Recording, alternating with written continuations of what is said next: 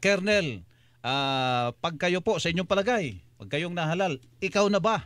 O ngayon pa lang, tanungin namin kayo, ikaw na ba ang nararapat na maging senador ng Pilipinas? Ayun po, pag mag-uusap kayo sa taong bayan. Yan. Sa akin po, no? At naipakita ko na rin, no?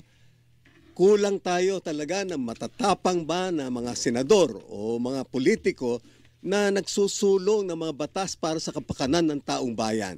Kasi pansinin mo ngayon, ang pag-interest nila doon sila matapang. Pagka naman kapakanan ng taong bayan at kapakanan ng bansa, naduduwag na sila. So, kung mapapala rin tayo na maging senador si Ariel Querubin, sigurado kayo hindi siya magnanakaw, no? Kasi sabi ko nga, I have lived my life full of courage and integrity. Makakaasa kayo ni 5, walang nanakawin yan. At lahat